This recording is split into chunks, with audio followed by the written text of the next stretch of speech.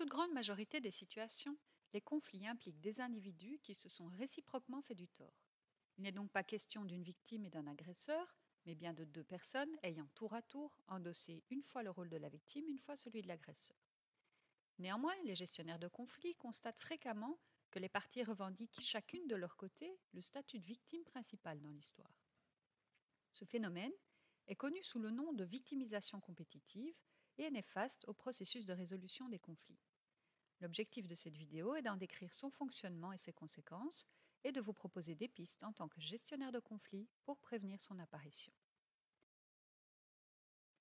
D'un point de vue psychologique, les rôles de victime et d'agresseur n'ont pas le même poids.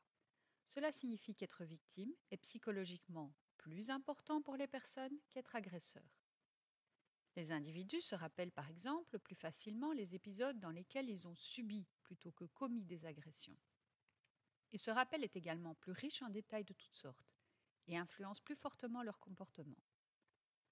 En plus de se disputer sur des sujets substantiels, les parties vont donc également se disputer pour savoir laquelle d'entre elles doit être considérée comme la vraie victime, et en corollaire, laquelle est en droit de recevoir des excuses et de revendiquer des dédommagements pour l'injustice subie. Se vivre comme une victime et convaincre les personnes qui nous entourent que ce statut nous revient est très utile d'un point de vue psychologique. La victimisation nous permet de maintenir une image positive de nous-mêmes, mais elle offre également une justification aux actes de transgression que nous avons commis. Malheureusement, le processus de victimisation compétitive constitue un frein à la résolution des conflits. Il diminue l'ouverture à la pacification, contribue au processus d'escalade, réduit la confiance et l'empathie que les parties se portent et empêche le cycle excuse-pardon de se développer. Que peuvent faire dès lors les gestionnaires pour prévenir la victimisation et pour aider les parties à endosser chacune leur juste part de responsabilité, à présenter leurs excuses pour les actes commis? Jean Poitras, professeur à HEC Montréal et spécialiste de ces questions, propose aux gestionnaires de conflits une intervention structurée en 3 étapes. Personnellement, j'aime bien appliquer une stratégie de dépolarisation privée avec chacune des parties. Cependant, il est aussi possible d'appliquer la stratégie en séance conjointe.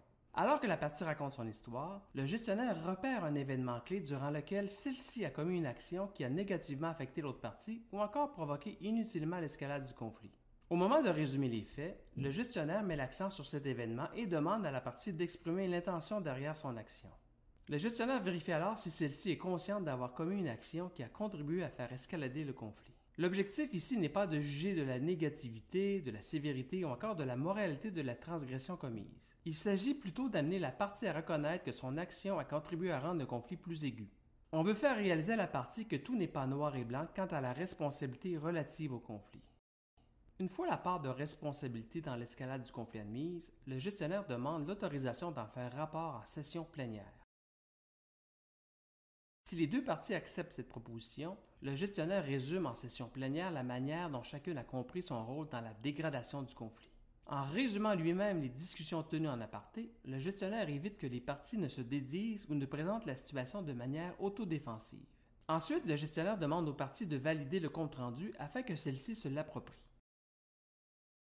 Advenant le cas où les parties refusent que le gestionnaire résume leur prise de conscience, celui-ci reprend le cours classique de la médiation.